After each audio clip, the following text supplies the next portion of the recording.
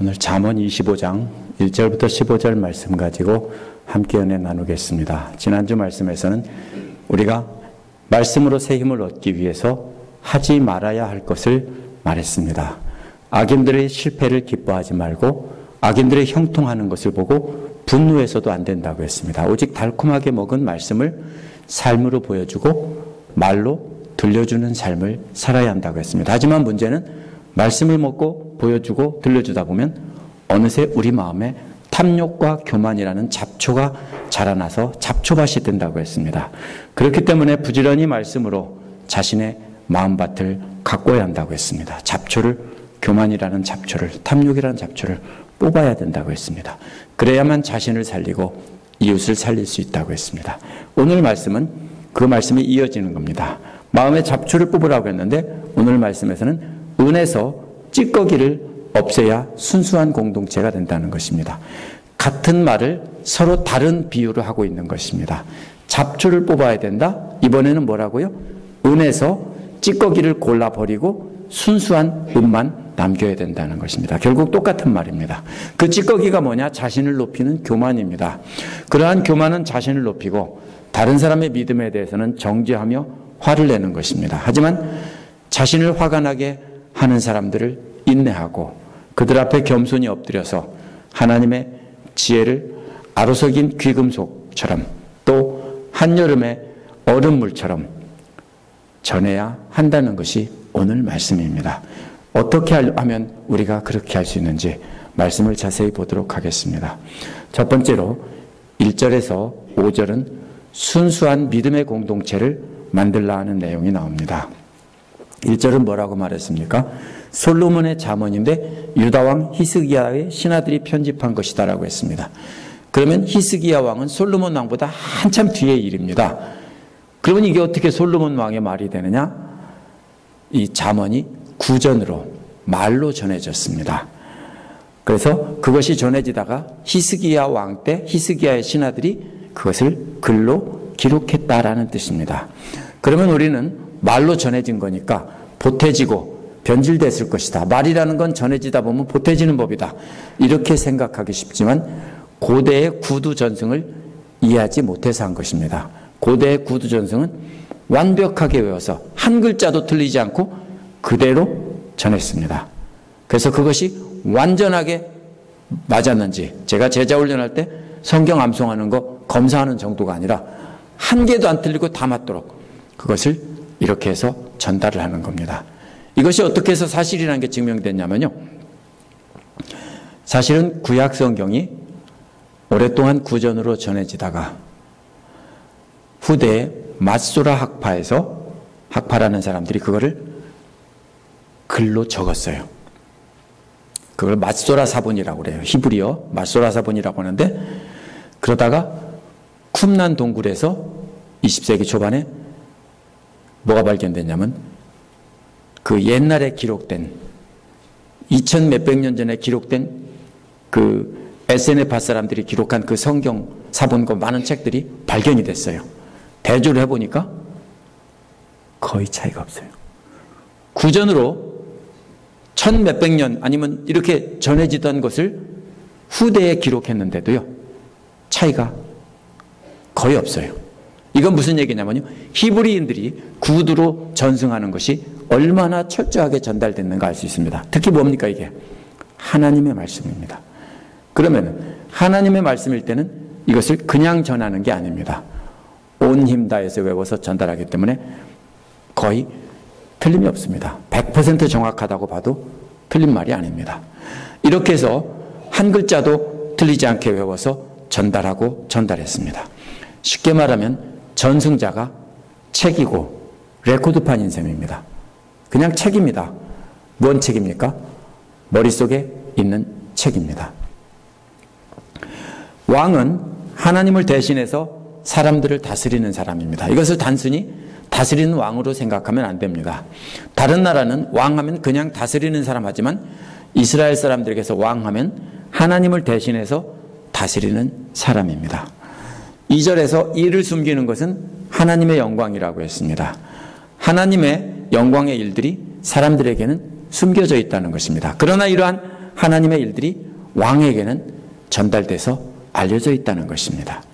그러면 왕은 하나님의 말씀을 소리내서 백성들에게 전달하는 것입니다. 그것이 바로 이 잠언이고 전도서고 이런 말씀들입니다. 그것이 바로 이를 밝히 드러내는 것은 왕의 영광이다라고 했습니다.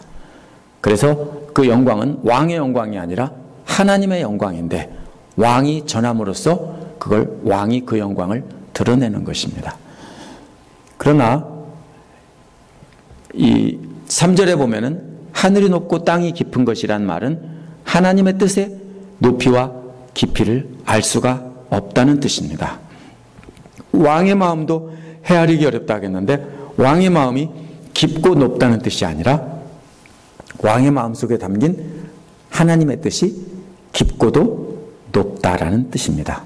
그래서 왕의 마음속에 담겨있는 그 하나님의 말씀을 그 깊이가 얼마나 깊은지 또 얼마나 높은지 알 수가 없다라는 것입니다.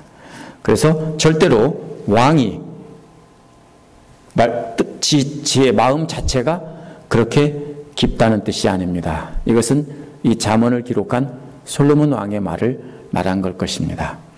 이러한 왕의 마음에 담겨져 있는 하나님 말씀은 그 다음에 누구를 통해 전달됩니까? 왕이 모든 백성들에게 말하지 않습니다. 신하들에게 말하면 신하들을 통해서 전달이 됩니다. 그래서 4절은 은에서 찌꺼기를 없애라고 했습니다. 그래야 은장색의 손에서 그릇이 되어서 나온다는 것입니다. 이것은 비유입니다. 금이나 은에 불순물이 섞이지 않았다면 영원히 보존이 될 수 있습니다. 녹이 슬지 않습니다. 물론 은 같은 경우는 좀 까맣게 변하지만요, 그대로 있습니다. 닦으면 그대로 새 것 같아요. 삶기만 해도 그냥 깨끗하게 됩니다. 바로 영원히 보존될 수 있습니다. 그래서 몇 천 년 전에 그런 귀금속도 오늘날 발견되면 그대로 있습니다. 은을 가열하면 은이 먼저 녹아내리고 거기 돌이나 다른 찌꺼기는 녹지 않습니다. 그러면은 그것들은 분리해서 버릴 수 있는 것입니다. 왕이 전하는 하나님의 말씀을 백성들이 실제 전한다면 신하들이 악하면은 그 말씀이 악한 말씀이 전달되는 겁니다. 뭐가 들어갑니까? 양념이 들어가는데 자기들의 욕심 가지고 자기들이 하고 싶은 말을 조금 보태서 전하면은 자기들이 이익 보기 위해서 그럴 수 있죠. 그러니까 그렇게 하면 안 된다는 거예요. 그건 찌꺼기인데 찌꺼기를 없애라는 겁니다. 5절은 4절에서 비유로 말한 것을 밝히 드러낸 것입니다. 왕 앞에서 악한 사람을 없애라 라고 했습니다. 그래야 왕위가 공의에 선다라고 했습니다. 공의란 하나님의 말씀으로 재판을 하는 것입니다. 그런데 왕이 신하인 재판관이 은에 섞여 있는 불순물처럼 악한 사람이라면 왕이 전해준 하나님의 말씀을 따라 재판하지 않고 24장 24절처럼 얼굴을 봐서 너는 예쁘니까 무조건 무죄, 너는 미우니까 유죄, 이러면 그게 바로 뭐예요? 불순물이 된다는 거예요. 오늘날도 하나님 말씀을 그 높이와 깊이를 헤아릴 수 없습니다. 그렇기 때문에 하나님 말씀을 깨달은 사람들이 하나님의 말을 말로 전하고 또 행동으로 드러냅니다. 그런데 하나님 말씀 전하는 사람들이 그 전하는 말을 통해서 자기들이 이익을 취하고 자기들이 인정받기 위해서 불순물 같은 자신의 영광을 섞어서 전한다면 그것은 뭐가 됩니까? 이제는 불순물이 섞여 있는 그런 것이 되는 것입니다. 조금이라도 불순물이 섞여 있으면 그건 순수한 말씀이 아닙니다. 그러한 공동체는 순수한 은그릇이 되지 못하고 불순물이 섞인 그릇이 되어서 금방 변질되어 버린다라는 뜻입니다. 그런데 오늘날 많은 사람들이 불순물이 섞인 가짜 하나님의 말씀들이 훨씬 더 자기들의 마음에 들기 때문에 박수를 치며 열광하는 경우가 있습니다. 그래서 이단 사이비들이 가르치는 말씀이면 더 열광적으로 따라다니면서 박수치는 사람들이 있습니다. 그런 목회자들이 또 어떤 사람들은 진짜 훌륭한 목회자라면서 능력의 종이라면서 수많은 사람들이 모여들어서 유명한 스타가 되기도 합니다. 그러면 더 어떻게 됩니까? 자꾸 그렇게 하려고 그래요. 유명해지려고 그래요. 그런 사람들한테 그렇게 하면 안 된다고 뭐라고 합니까? 꽁 잡는 게 배야. 너는 그것도 못하면서 질투하는 거지. 이렇게 말합니다. 꽁 잡는 게 배가 아니에요. 그거는 수단방법 안 거리고서 내가 인기만 끌고 내가 많은 사람을 교회에 불러오면 다 되는 것이 아닙니다. 그 열매가 예수님을 닮지 않았다면 그 전달하는 자가 아무리 인기가 있고 유명해도 불순물이고 그냥 찌꺼기일 뿐입니다. 제가 누구를 비판하자는 게 아닙니다. 우리가 영적으로 바르게 깨어있지 않으면 우리가 그렇게 되는 겁니다. 그래서 가짜들도 거룩한 척하며 하나님의 영광을 가로채는 그 불순물을 드러냅니다. 그런데 그것을 가려들을 줄 아는 영적인 눈이 필요하다는 것입니다. 그래야 순수한 하나님 말씀을 알아가며 그 말씀으로 우리가 순수한 은과 같은 공동체가 되는 것입니다. 두 번째로 6절에서 10절에 보면 스스로 자신을 높이지 말라는 말이 나옵니다. 불순물이 섞인 가짜를 분별하려면 먼저 자기가 불순물을 제거하고 자기가 순수한 은이 되어야 합니다. 그렇지 않으면 가짜를 분별할 수 없습니다. 자신의 불순물을 제거하는 길은 자신 안에 있는 교만한 마음을 버리고 자기가 높아지지 않는 것입니다. 자기가 자기 마음속에 있는 교만을 버려본 경험이 없는 사람은 다른 사람이 불순물이 섞여 있는지 안 섞여 있는지 구별이 안 돼요. 저 사람 참 좋은 사람이구나 이렇게 하고 말죠. 그래서 25장 5절에 보면 왕 앞에서 악한 사람을 없애라고 했어요. 이번에는 왕 앞에 서 있는 신하들에게 왕 앞에서 자신이 악한 사람이 되지 않도록 주의하라는 거예요. 6절은 왕 앞에서 스스로 높은 채 하지 말며 높은 사람의 자리에 끼어들지 말라고 했어요. 왕 앞에서 스스로 자기를 높이는 사람은 계속 높아지면 나중에는 자기가 왕의 자리까지 넘볼 사람이 될 겁니다. 그래서 왕을 없앨 것입니다. 7절은 왜냐하면이라는 말로 시작합니다. 왕 앞에서 왜 자신을 높이지 말아야 되는지 이유를 설명한 것입니다. 그 이유는 너희 눈앞에 있는 높은 관리들 앞에서 저리로 내려가라는 말을 듣는 것보다 이리로 올라오라고 하는 말을 듣는 것이 더 낫기 때문이다에 나와 있습니다. 명예란 스스로 높이는 것이 아니고 다른 사람이 나를 높여주는 것이 명예입니다. 제가 그래도 꽤 괜찮은 사람이고 훌륭한 사람이라고 계속 떠들면서 나는 공부도 많이 했고 다 괜찮은 목사라고 떠들면 그게 명예가 됩니까? 그건 명예가 안 됩니다. 웃기고 있네 그러죠. 어떻게 해야 명예가 됩니까? 우리 성도님들과 제 설교를 듣고 저한테 배운 분들이 정말로 그래 라고 하면은 오랜 세월이 지나면 자동으로 명예가 돼요. 어떤 경우에는요 죽을 때까지도 명예가 안 돼요. 사람들이 몰라줘요. 그런데 언제 알아요? 죽고 나면은 오랜 세월이 흐르고 나면은 그 사람이 보니까 참 바른 사람이었다 이렇게 말할 때도 있어요. 명예는 내가 높이는 게 아니라 다른 사람이 나를 높여주는 것입니다. 그래서 누가복음 14장 8절에 보면 혼인잔치에 청함을 받았을 때 높은 자리에 앉지 말라고 했고 9절 10절에서 뭐라고 합니까? 스스로 높이면 부끄러움을 당하고 스스로 낮추면 남이 나를 높여준다는 것입니다. 스스로 높이는 교만한 사람이 바로 악한 사람입니다. 악하다는 것이 도둑질하고 사기치고 사람 죽이고 그게 악한 게 아니라 자기가 높다라고 생각하고 남을 무시하는 사람이 악한 사람이에요. 이런 사람들은 자신을 하나님보다 더 높일 사람입니다.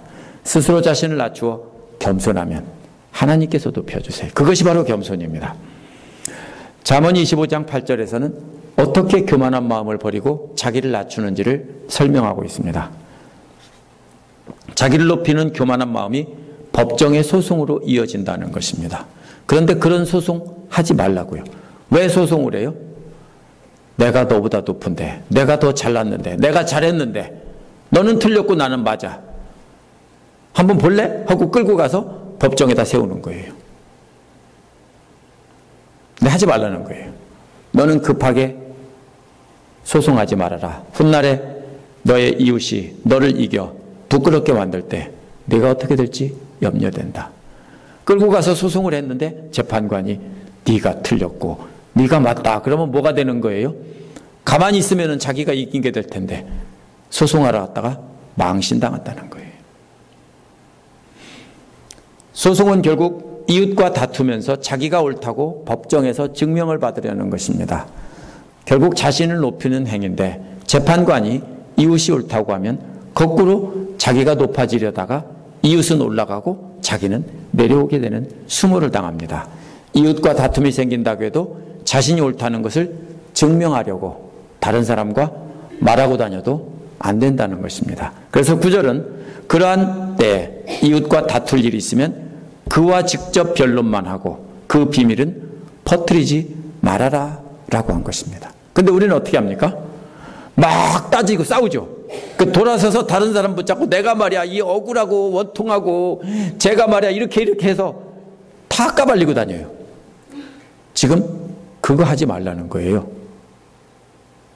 직접 맞대서 따지기만 하고 돌아서서는 둘이 얘기한 걸 절대로 다른 사람한테 말하지 말라는 겁니다. 자기가 옳다는 것을 증명하기 위해서 상대가 잘못한 것을 퍼뜨리기가 쉽습니다. 절대로 그렇게 하지 말라는 겁니다. 그러므로 다른 사람과 다툴 일이 생기면 그 사람의 두 사람과만 이야기하고 절대로 잘못을 까발리고 떠들지 말라는 겁니다. 어떻게 합니까? 내 말 좀 들어봐. 내가 이렇게 억울한 일을 당했어. 아무개가 말이야 김 집사가 이 집사가 박 집사가 이렇게 저렇게 했다고 계속 떠들고 다녀요. 저 사람 붙잡고 또 떠들고 온 동네 다 떠들고 다녀요. 그럼 누구 망신이에요? 나중에 알고 보니까 다들 그 사람들도 귀가 있잖아요. 알고 보니까 다 뭐예요? 자기 망신이에요. 개망신이에요. 하지 말라는 거예요. 오늘 말씀에서 하지 말라는 명령과 그 이유를 설명한 구절이 세 쌍으로 나옵니다.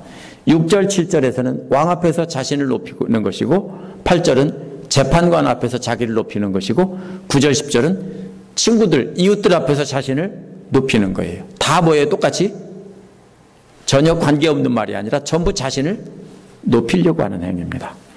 이러한 교만에 대해서 16장 18절에서 뭐라고 했습니까? 교만은 패망의 선봉이요 거만한 마음은 넘어짐의 앞잡이니라 그랬습니다. 또 18장 12절에서 교만은 멸망의 선봉이고 겸손은 존귀의 앞잡이니라 그랬어요.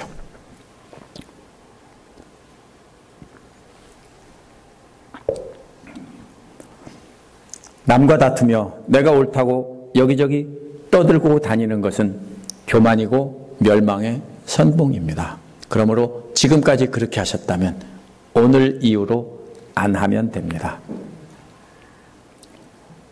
아, 왜 이렇게 찌르세요? 아, 그래요? 그것 봐! 그러시는 거예요?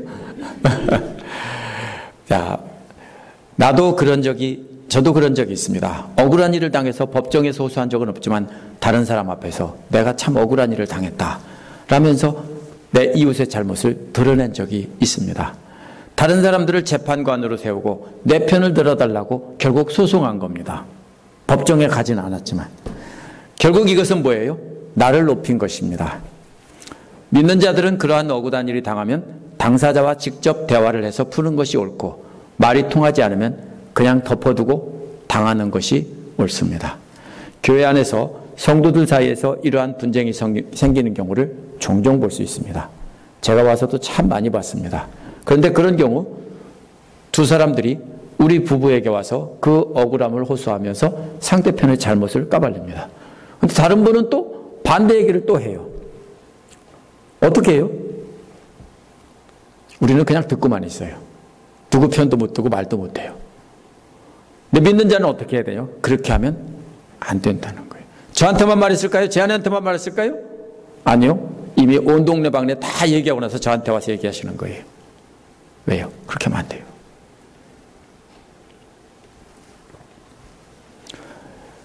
우리도 예수님처럼 겸손히 낮추고 손해보고 밟히면서 섬기는 태도도 살아가야 된다는 것입니다. 그러면 사람들은 우리를 통해서 예수님을 만나게 되고 하나님께서 우리를 높여주신다는 것입니다.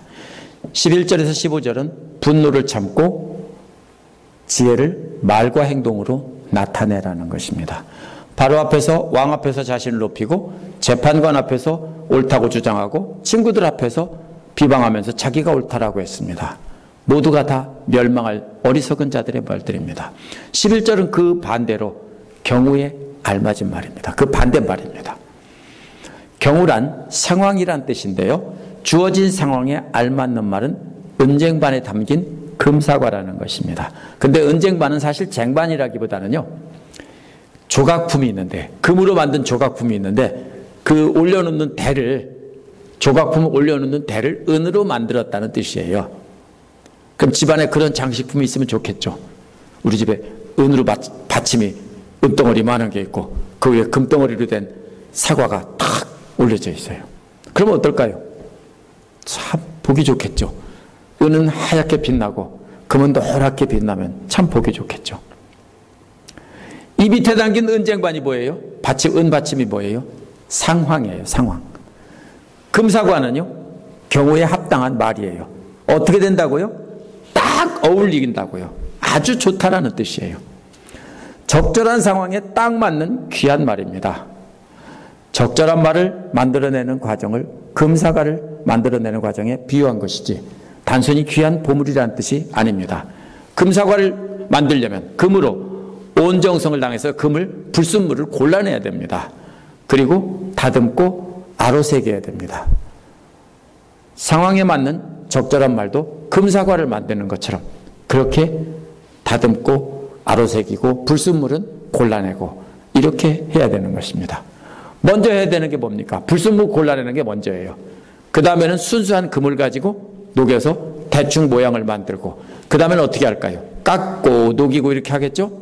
그래서 만듭니다. 그렇게 만든 진귀한 예술작품이면 보물입니다. 누구의 말이? 우리의 말이. 그렇게 한 말이 보물이라고요.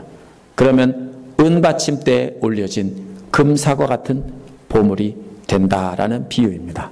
11절에는 말하는 사람이 지혜롭게 말한 것을 은받침대에 놓여진 금사과라고 했는데 12절에서는 이제 듣는 입장에서 말한 것입니다. 지혜로운 사람의 책망은 금고리요, 귀고리요, 순금 목걸이라고 했습니다. 지혜로운 사람이 책망하는 것은 금으로 만든 귀고리처럼 정교하게 만들어진 귀금속 같다는 겁니다. 오늘날 그 귀고리처럼 쬐끄만 게 아니라 고대인들의 귀고리는 크죠. 그걸 어떻게 매달고 다녔나 몰라요. 막 호두만식하고 막 그렇게 생겼어요. 그런 거라고요. 그것은 마치 귀에 정교하게 새겨진 아름다운 귀고리를 매달고 다니는 것과도 같다는 것입니다. 또 금목걸이라는 것은 단순히 금으로 만든 폐물이라는 뜻입니다. 꼭 목걸이가 아니에요. 그런데 아가서 7장 1절에 보면 내 넓적다리는 둥글어서 숭년공이 손으로 만든 구슬게임이 같구나 라는 말에서도 나옵니다. 개역개정은 넓적다리라고 약간 무식하게 번역해놨는데 술람미 여인의 허벅지에서 엉덩이에 이르는 곡선을 말하는 거예요. 이거는요. 허벅지에서 엉덩이까지. 그러면 아름다운 여인의 곡선은 곡선미가 아름답겠죠. 그것 같다는 거예요. 금으로 만든 그 폐물이 바로 그런 것 같다는 거예요. 어떤 형태의 장신구인지는 모르지만은 폐물인지는 모르지만 글쎄요. 엉덩이를 만들어서 이렇게 그걸 갖고 다니지는 않았을 것 같고 뭔가 곡선이 잘 빠진 그런 귀금속일 것 같아요. 금고리 또는 금폐물을 바로 뭡니까? 들을 줄 아는 사람의 귀에 장식된 장식물과도 같다는 거예요. 책망하는 말, 이런 말을 잘 들을 줄 알면 그게 바로 뭐가 된다고 그 사람한테 아름다운 장식품이 된다는 것입니다. 13절은 그 말을 듣고 행동에 옮기는 사람은 믿음직한 심부름과 같다고 했습니다. 심부름꾼. 믿음직한 심부름꾼은 그를 주인에게는 무더운 추수 때에 시원한 냉수 같아서 주인의 마음을 시원하게 해준다라고 했습니다. 여기서도 비유로 되어 있습니다. 시원한 냉수라는 말은요, 눈이란 얘기예요. 눈. 냉수가 아니라 눈입니다. 근데 한여름에 눈이 어디 있어요? 이스라엘에 있어요. 헬몬산 꼭대기에 가면은요, 초여름까지는 눈이 있어요. 헬몬산은 백두산보다 더 높은 산이에요. 이스라엘 북쪽에 있는. 꼭대기 가면 눈이 있어요. 그러면 종을 시키는 거예요. 종이 어떻게 해요? 헬몬산까지 이스라엘 최고 북단에 있는 백두산보다 높은 산을 올라가려면 얼마나 힘들게 올라가야 돼요. 꼭대기 올라가면 눈이 있어요. 그걸 싸가지고 들고 오려면 녹지 않게 해야 되죠. 그러면 잘 싸서 많이 싸서 들고 와야 되죠. 녹아도 다 안 녹게. 그래서 정신없이 먼 길을 와야 돼요. 그거 와서 주인한테 갖다 바치는 거예요. 뭐하는 주인에게? 여름에 추수를 해요. 그러니까 하수라고 해야 돼. 이스라엘 사람들은 여름에 보리를 거두니까 밀을 거두니까 추수가 아니에요. 하수예요. 하여튼 여름에 거둡니다. 그러면 그 뜨거운 여름날에 뭐를 줘요? 얼음을, 들고 온 얼음을 주인한테 주는 겁니다. 이게 그런 그림이에요. 이는 하는 앞에서 지혜로운 사람의 책망을 듣고 말과 행동으로 옮기는 것이 한여름에 헬몬산의 눈을 녹지 않게 잘 간직해서 주인에게 전달하는 것만큼 힘들고 어렵다라는 뜻입니다. 그렇지만 그렇게 듣고 그렇게 행동을 전달하면은 그 가르침은 마치 한여름날 일하다가 목탈 때 마시는 얼음물과 같이 상대를 시원하게 한다는 것입니다. 우리가 그런 말을 해야 합니다. 한여름에 추수하는 농부에게 얼음물과는 반대의 비유가 14절에 나옵니다. 그 비유는 어떻게 되어 있습니까? 비를 내리지 못하는 구름과 바람이다 라고 했습니다. 갈증이 나서 죽게 생겼습니다. 한여름에. 근데 비가 안 와요. 이스라엘은요. 언제 옵니까? 겨울에 와요. 늦가을에서부터 봄까지 이 겨울에 와요. 그런데 죽게 생겼어요. 비 좀 한 줄금 내리지. 안 와요. 구름만 오락가락하고 장난치고 안 와요. 비를 간절히 내기 바라는데 구름은 떠 있어요. 비라도 내리려나? 안 와요. 바람은 불어요. 근데 비는 안 와요. 어때요? 시원해요? 조금 있으면 비 올 것 같으니까 시원하다고요? 짜증나요. 진짜 짜증나요. 그 반대 사람은 그렇다고요. 악한 사람은 이렇게 짜증나게 하는 사람이에요. 그럴듯해요. 보기는. 그렇죠? 거룩해 보이고 말도 그럴듯하게 하고 할렐루야 아멘 그렇게 목 눌러가면서 말도 하는데 비 좀 올 것 같은데 남을 촉촉하게 적셔줄 것 같은데 비는 안 내려요. 약만 올려요. 참 멋진 비유예요. 그 보면은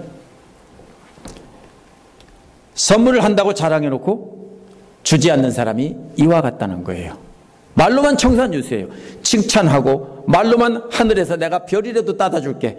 결혼하기 전에 남자들이 다 그러죠. 별 따다 줬어요? 하늘에서 별을 따다 하늘에서 달을 따다 두 손에 담아드려요. 오란씨 그런 거 있죠. 별 따다 줬어요? 그래요?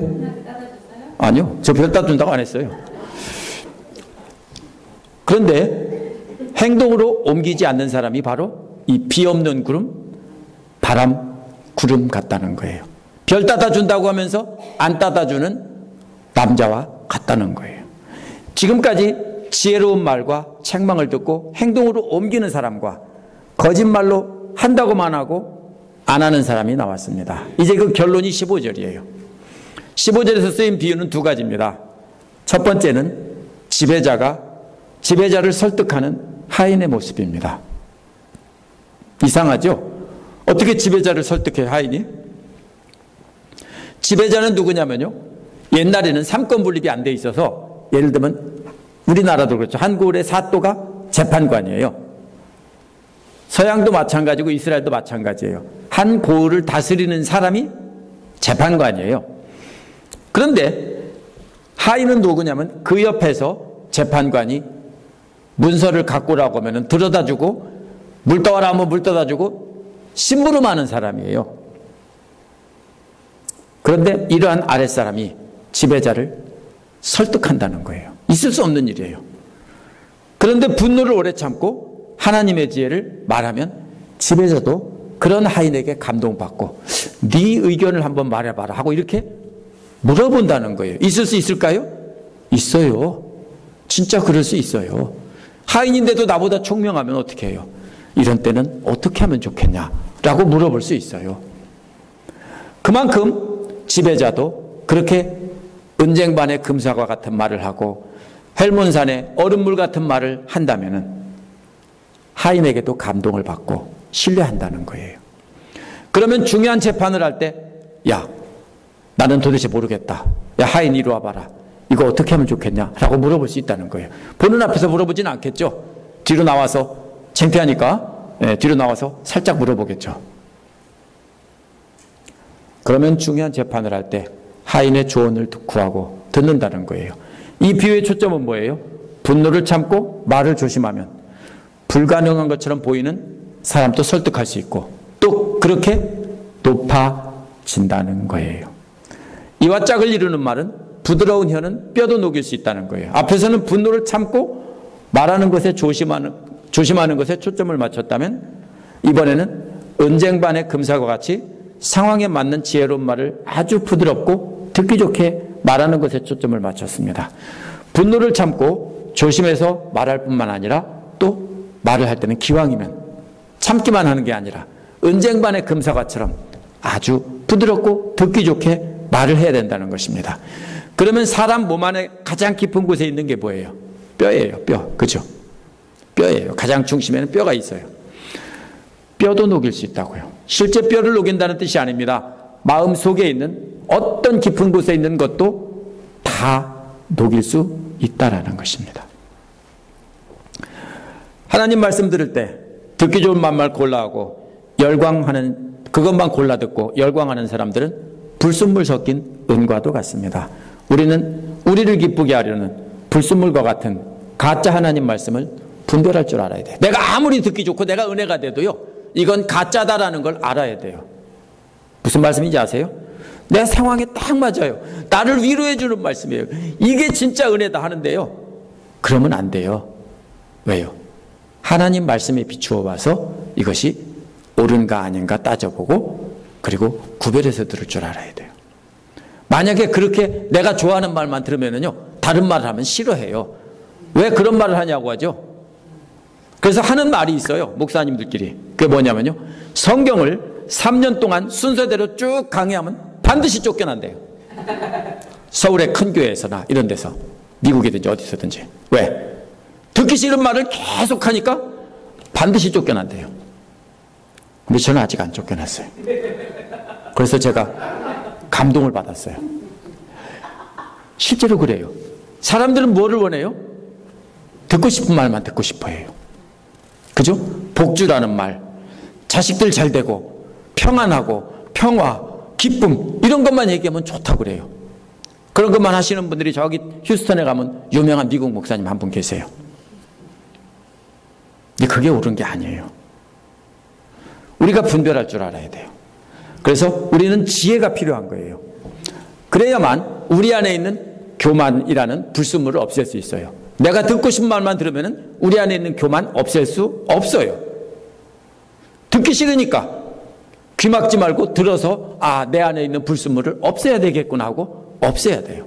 그렇지 않으면 진짜 하나님의 지혜가 자신을, 교만을 무너뜨리려고 하고 낮추려고 하기 때문에 귀를 틀어막게 되는 거예요.